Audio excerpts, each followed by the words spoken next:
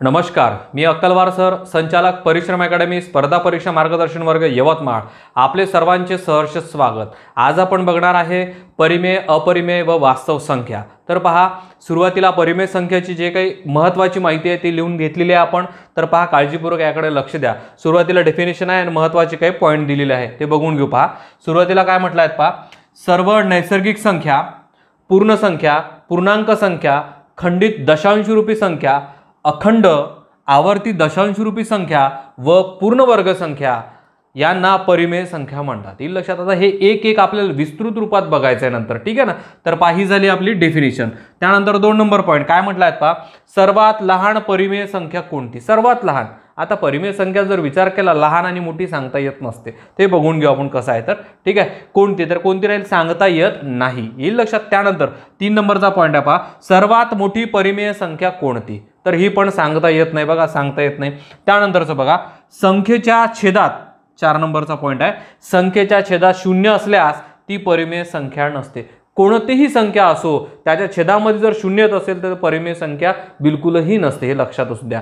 ठीक आहे, संख्येवर आधारित माहिती झाली आहे. आता याच्या अंतर्गत जे काही म्हटलं आहे पहा, खंडित दशांशरूपी संख्या, अखंड आवर्ती दशांशरूपी संख्या, हे काय आहे बघून घेऊ आपण. ठीक आहे, तर पहा, लक्ष द्या, परिमेय संख्या कशा पद्धतीच्या असते हे आपल्याला याच्यावरून लक्षात येऊन जाईल. तर पहा, काळजीपूर्वक लक्ष द्या. काय म्हटलं आहे पहा, सुरुवातीला साधी परिमेय संख्या. काय म्हटलं आहे, साधी परिमेय संख्या. साधी म्हणजे काय, तर पहा लक्ष द्या, याच्यात 0, 1, 2, 3, 4 वगैरे असते. ठीक आहे ना. पहा, इथं वजा पण दिलेला आहे. येत्या लक्षात तुमच्या, म्हणजे 1, 2, 3, 4 प्लस मायनस हे कशीही चालते आणि सोबत 0 पण चालते. याला काय म्हटलं आहे, साधी परिमेय संख्या. म्हणजे हे परिमेय संख्येतच मोजल्या जाते. येईल लक्षात. याच्या व्यतिरिक्त पहा, अपूर्णांक परिमेय संख्या, अंश आणि छेद, ज्याला आपण व्यवहारी अपूर्णांक म्हणतो. ठीक आहे ना. पहा, 1/2, 1/5, 2/3, 0/3 आहे. पहा, लक्षात घ्या, 0/3 आहे. 3/0 जमत नाही. कोणत्याही अंकाच्या छेदामध्ये जर 0 असेल तर ती परिमेय संख्या नसते. हे लक्षात घ्या. काय म्हणत आहे, परत सांगतोय, कोणत्याही संख्येच्या छेदामध्ये 0 असेल तर ती परिमेय संख्या नसते. येईल लक्षात. तर ही काय, अंशामध्ये 0 आहे म्हणजे परिमेय संख्या आहे. त्यानंतर पहा, आता हीच परिमेय संख्या असल्यानंतर ही तर राहणार आहे. पहा, वजा वजा. येईल लक्षात. या ठिकाणी म्हणजे प्लस मायनस कोणतीही अंश आणि छेदाची संख्या परिमेय संख्या असते. येईल लक्षात. तर पहा आता या ठिकाणी. त्यानंतर 3रा नंबर काय दिलाय, दशांशरूपी संख्या. आता याच्यात दशांशमध्ये आवर्ती काय असते, खंड काय असते, अखंड काय असते हे बघू आता आपण. पहा, लक्ष द्या. आता ही जी संख्या दिसत आहे तुम्हाला, ही जी संख्या दिसत आहे 4/9. काय दिलाय, 4/9.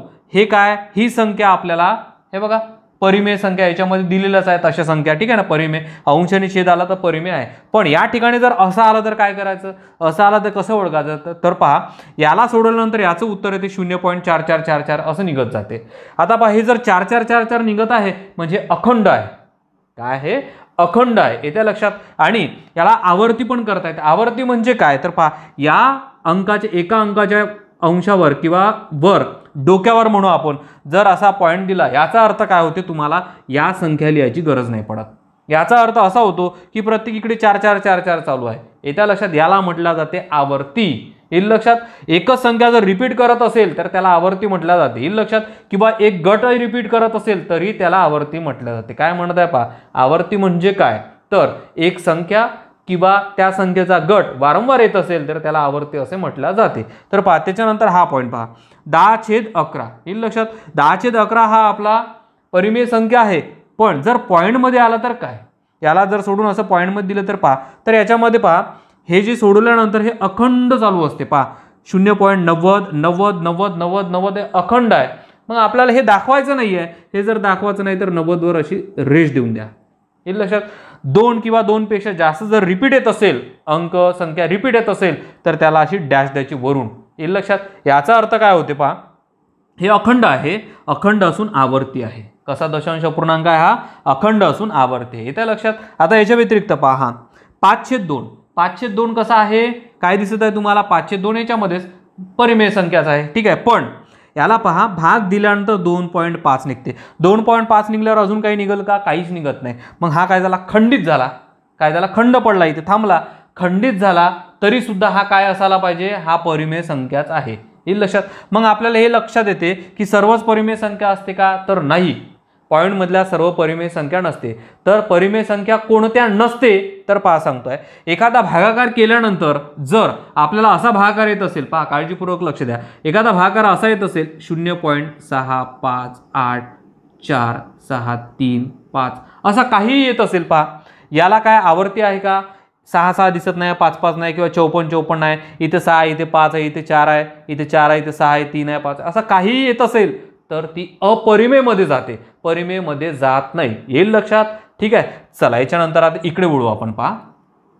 आणि जे अपरिमेय आहे ते याच्यानंतर आपल्याला बघायचंच आहे विस्तृत रूपात, तेही लक्षात येऊन जाईल तुमच्या. पहा पहिले आपण परिमेय पाहून घेऊ व्यवस्थित. आता त्याच्यानंतर पहा वर्ग परिमेय संख्या. काय वर्ग परिमेय संख्या कशी लक्षात घ्यायची पहा.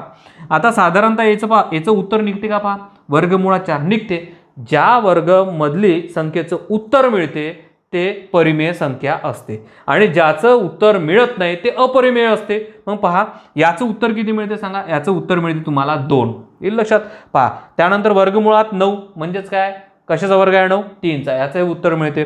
आता याचं पहा, इथे 27 दिला, घन आहे, हे बघा इथे दिसरा आहे 3, घन म्हणजे 27 कशाचा घन आहे तर 3चा. येईल लक्षात? ते त्याचे उत्तर मिळते. त्यानंतर हा, आता याचं काय करायचं? याचंही उत्तर मिळते. पहा लक्षात घ्या, याचं काय? हे काय? याच्या बाहेर वर्गमुळात निघते म्हणजे काय? 5. ओके. आणि याच्या बाहेर निघाल्यानंतर हा 2 येतात. 5चा वर्ग 25 आणि 2चा वर्ग 4. मग हे पहा ना, 5/2 याच्यातच जाते, 5/2 येत्या लक्षात, म्हणजे हे परिमेय संख्येमध्ये येते. ठीक आहे. त्यानंतर पहा, आता आपल्याला असं वाटतं 8 कशाचा वर्ग आहे? कशाचाच नाही आहे. नाही, 8 वर्ग नाही आहे, बरोबर आहे. पण पहा याने जर याला भागलं, पहा लक्ष द्या, बे एक बे बे चोक 8, इथे उत्तर काय राहते? 4. पण ते 4 उत्तर वर्गमुळात आहे ना, याचं वर्गमूळ निघते. याचं वर्गमूळ काय तर 2. मग याचं उत्तर काय मिळालं आपल्याला? हे 2. येईल लक्षात तुमच्या? एकंदरीत ह्या सर्व गोष्टी अतिशय महत्त्वाच्या आहे. 4ही पॉईंट पहा, साधा परिमेय संख्या, दशांश रूपी परिमेय संख्या. ठीक आहे. वारंवार व्हिडिओ पहा, मी जे बोलत आहे ते व्यवस्थित ऐका.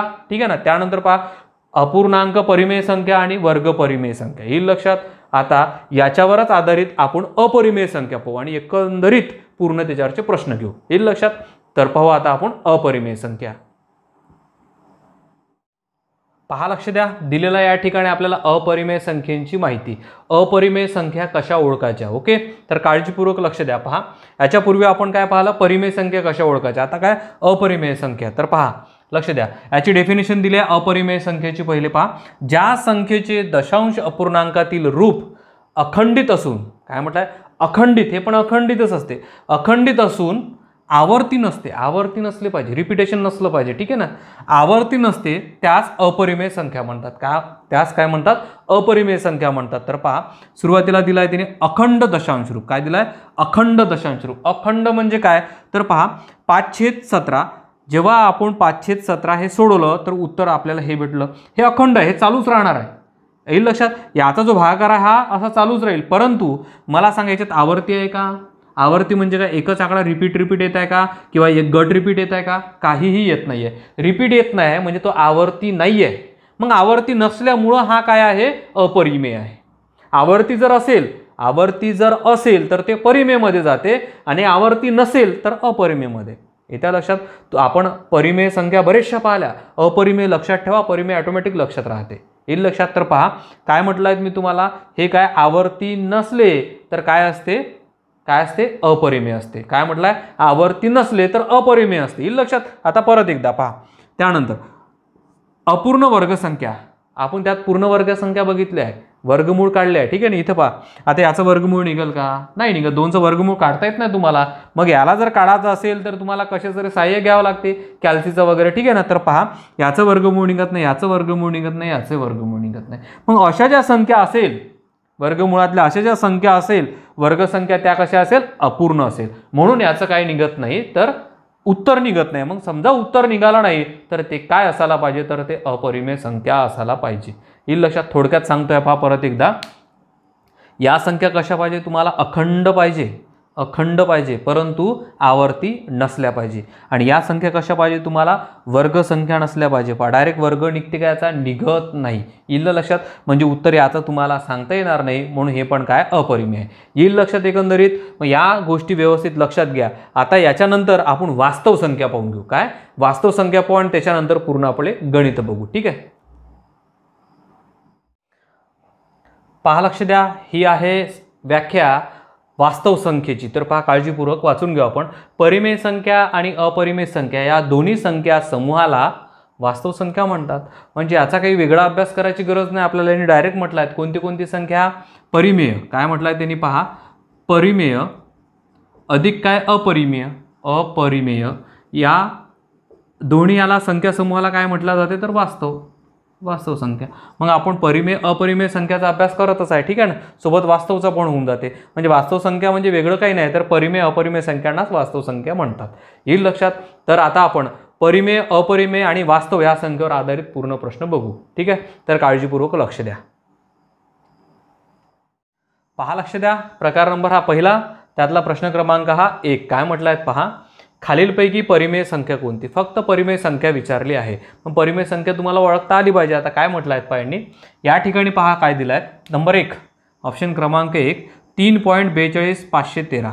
आता याच्यामध्ये कुठे आपल्याला आवर्ती दिसत आहे का, हा कंटिन्यू चालला आहे. आवर्ती नाही म्हणजे हा नसणार, ठीक आहे. त्यानंतर इथं पहा आवर्तीचं असं चिन्ह दिलं आहे, म्हणजे 100% हेच आपला ऑप्शन आहे. आवर्तीचं चिन्ह दिलं म्हणजे हेच उत्तर असायला पाहिजे. तरी पाहून घेऊ, हा याचा वर्गमूळ निघेल का, नाही निघणार, म्हणजे हाय नसेलच. आणि हा पण काय चालू आहे, असा अखंड चालू आहे, परंतु आवर्ती नाही आहे म्हणून हा पण नाही. याचा अर्थ हा ऑप्शन क्रमांक 1, 3 आणि 4 नाही, तर ऑप्शन क्रमांक 2 आहे. येईल लक्षात. चला त्यानंतरचं परत एक बघू याच पद्धतीचं. पहा लक्ष द्या, प्रकार नंबर हा 1, प्रश्न क्रमांक त्यामधला दुसरा. पहा काय म्हटलं आहे, खालीलपैकी परिमेय संख्या कोणत्या, ठीक आहे ना. कोणती परिमेय संख्या याच्यापैकी, तर पाहू आपण. पहा 4 ऑप्शन दिले आहे त्याच पद्धतीनं. आता हे जे आहे हे अखंड आहे पण आवर्ती आहे का, नाही. मग आवर्ती जर नसेल तर ती परिमेय संख्या नाही, म्हणजे हा ऑप्शन गेला आपला, ठीक आहे. त्याच्यानंतर हा 2 नंबर बघा, 2 नंबर इथं वर्गमुळात 121. 121 कशाचा वर्ग आहे, 11चा. याचा अर्थ याचं उत्तर मिळते आपल्याला 11, म्हणजे परिमेय संख्या आहे. येईल लक्षात, म्हणजे 2 नंबर आपलं उत्तर आहे. आता इथे पाहून घ्या, हे निघेल का, 2ने जर 6ला भागलं 3, वर्गमुळात 3 मिळते. वर्गमुळात 3 ही कोणती संख्या आहे, निघेल का याचं वर्गमूळ, नाही निघणार, म्हणजे हे पण चुकलं आहे, म्हणजे हे नाही आहे. आता याचाही वर्गमूळ निघते का, नाही, म्हणजे हे होणार नाही. याचा अर्थ आपला ऑप्शन क्रमांक 2 हे अचूक उत्तर आहे, ठीक आहे. चला तर प्रकार नंबर यातला 2 बघू आता आपण. पहा लक्ष द्या, प्रकार नंबर हा 2, प्रश्न क्रमांक त्यामधला पहिला. काय म्हटलं आहे पहा, खालीलपैकी धनपरिमेय संख्या कोणती. काय काढायचं तुम्हाला, धनपरिमेय. धन हे लक्षात घ्या, हे धनपरिमेय संख्या आपल्याला काढायचं आहे. मग मला एक सांगा, याचं वर्गमूळ निघेल का, नाही निघणार, म्हणजे हे तर परिमेय संख्याच नाही आहे. धन वगैरे आहे पण परिमेय संख्याच नाही आहे, म्हणजे हे उत्तर राहणार नाही. आता इथे बघा, हा ऋण दिसत आहे तुम्हाला, हा काय ऋण आहे, म्हणजे हाय होणार नाही. हा बघा, हा धन आहे, पहा मायनस मायनस प्लस होतो, म्हणजेच हेच उत्तर असायला पाहिजे. पहा धन आहे आणि परिमेय संख्या दिसत आहे, ठीक आहे. हे आहे का, पहा इथे ऋण आहे, म्हणजे हे होणार नाही, म्हणजे आपला ऑप्शन क्रमांक 3 हे बरोबर आहे. येईल लक्षात. काय राहिलं आपलं उत्तर, तर ऑप्शन क्रमांक हे 3. चला त्यानंतरचा परत एक गणित बघू. पहा लक्ष द्या, प्रकार नंबर तो 2, प्रश्न क्रमांक त्यामधला दुसरा. काय म्हटलं आहे पहा, खालीलपैकी धनपरिमेय संख्या कोणती. परत आपल्याला काय काढायचं आहे, धनपरिमेय संख्या काढायची आहे. धनकडं लक्ष द्या, प्लस असला पाहिजे. हा मायनस आहे, हा गेला. याचं वर्गमूळ निघेल का, निघणारच नाही, हाय गेला. त्यानंतर हा धन आहे पण का, छेदामध्ये जर 0 असेल तर ती परिमेय संख्या कधीच नसते, हे नियमामध्ये सांगितलं आहे, म्हणजे हाय नाही आहे. मग हेच एक ऑप्शन उरलेलं आहे. मायनस मायनस काय होऊन जातो प्लस, आणि 3चं कटरा म्हणजे काय, सरळ सरळ 6 प्लस 6, याचं उत्तर काय 6, हे उत्तर मिळते. हे काय आपलं धन आणि परिमेय संख्या आहे. येईल लक्षात. तर लिहून टाका ऑप्शन क्रमांक हा 4. चला त्यानंतरचा प्रकार बघू आता आपण. पहा लक्ष द्या, प्रकार नंबर हा 3, प्रश्न क्रमांक त्यामधला पहिला. काय म्हटलं आहे, खालीलपैकी ऋण परिमेय संख्या कोणती. ऋण म्हटलं आहे, तर ऋण म्हणजे काय, तर मायनस. मग आता हे लक्षात येते आपल्या, पहा हा मायनस मायनस प्लस झाला, म्हणजे प्लसवाला चालेल का, प्लस. आपल्याला धन नाही पाहिजे, आपल्याला ऋण पाहिजे. या ठिकाणी हे पण काय आहे, आता ही तर परिमेय संख्या नाही, छेदामध्ये 0 आहे म्हणजे, पण ही धन पण आहे, म्हणजे हे पण होणारच नाही. त्यानंतर इथे धन दिसत आहे, ठीक आहे ना, म्हणजे हाच ऋण असायला पाहिजे. ऋण आहे आणि परिमेय संख्या पण आहे, म्हणजेच काय ऑप्शन क्रमांक हे 4 आपलं उत्तर आहे. चला त्यानंतरचं परत एक गणित बघू असंच. पहा लक्ष द्या, प्रकार नंबर 3, प्रश्न क्रमांक त्यामधला दुसरा. काय म्हटलं आहे, खालीलपैकी ऋण परिमेय संख्या कोणती. परत ते शोधायचे आपल्याला. काय शोधायचे, ऋण परिमेय संख्या. तर लक्ष द्या, या ठिकाणी काय होत आहे, धन होत आहे. मायनस मायनस काय होऊन जाते प्लस, म्हणजे धन चालत नाही, आपल्याला ऋण पाहिजे. ही पण ऋण नाहीच आहे. येईल लक्षात. चला ही ऋण आहे का, याचं वर्गमूळच निघत नाही म्हणजे परिमेय संख्याच नाही आहे ही. मग बघा ह्या ठिकाणी बघा, ठीक आहे ना, -7 ही काय आहे, ऋण पण आहे आणि परिमेय संख्या आहे, म्हणजे उत्तर काय राहील आपलं, हे ऑप्शन क्रमांक 3 येईल लक्षात. चला त्यानंतरचा प्रकार बघू, प्रकार नंबर 4 आपण पहा. लक्ष द्या, प्रकार नंबर हा 4, प्रश्न क्रमांक त्यामधला पहिला काय म्हटलाय, खालीलपैकी खंडित दशांश अपूर्णांक कोणता. खंडित झालेला म्हणजे थांबलेला म्हणजेच काय तर खंडित, हे लक्षात घ्या. खंडित दशांश अपूर्णांक कोणता. मग या ठिकाणी पहा ऑप्शन क्रमांक 1 7.555 डॉट डॉट दिलाय. डॉट डॉट आहे म्हणजे ते अखंड चालू आहे, म्हणजे हा अखंड झाला आहे, म्हणजे हा चालणार नाही. अखंड नाही पाहिजे, आपला खंडित पाहिजे. इथे पहा हे जे आवर्ती आला, आवर्ती म्हणजे काय, हा अखंड चालू आहे म्हणजे अखंड हा पण चालणार नाही, ठीक आहे ना. चला त्यानंतर हा इथे पहा पॉईंट दिलेला आहे, एखाद्या संख्येच्या डोक्यावर जर पॉईंट येत असेल तर ते आवर्ती असते. याचा अर्थ इथे 4 4 4 4 असं आहे, म्हणजे हे पण चालणार नाही. मग या ठिकाणी पहा हवा 3.25 काय दिलाय, 3.25 जो आहे हा कसा आहे तर खंडित आहे. खंडित म्हणजेच काय तर ह्याला हा 5 5 किंवा 25 25 समोर तर नाहीच आहे, वर असा पॉईंट नाही आणि 12 नाही, याचा अर्थ हा कसा आहे तर खंडित आहे, म्हणजे उत्तर काय ऑप्शन क्रमांक हा 4 येईल लक्षात. चला त्यानंतरचं परत एक गणित बघू. पहा लक्ष द्या, प्रकार नंबर हा 4 काय म्हटलाय पहा, खालीलपैकी खंडित दशांश अपूर्णांक कुठला. म्हणजेच काय काढायचं, पहिले आपलं खंडितच काढायचं आहे. मग पहा या ठिकाणी तुमच्या लक्षात येत असेल इथं बार आहे, बार म्हणजेच काय तर अखंड आहे, म्हणजे हे चालणार नाही. इथे पण पॉईंट आहे, पॉईंट म्हणजेच काय तर 9 9 हे अखंड आहे, हा पण चालणार नाही, कारण आपल्याला काय खंडित पाहिजे. मग या ठिकाणी पहा इथे काहीच नाही, हाच खंडित आहे. त्याचं कारण असं की याच्यावर पॉईंट नाही, बार नाही आहे आणि असं डॉट डॉट नाही आहे, याचा अर्थ काय हाच आपलं उत्तर आहे ऑप्शन क्रमांक 2. इथे पहा इथे डॉट डॉट आहे, याचा अर्थ हा काय अखंड आहे, ठीक आहे ना, म्हणजेच आपलं उत्तर काय ऑप्शन क्रमांक 2 असायला पाहिजे, ठीक आहे. चला त्यानंतरचा प्रकार बघू आपण.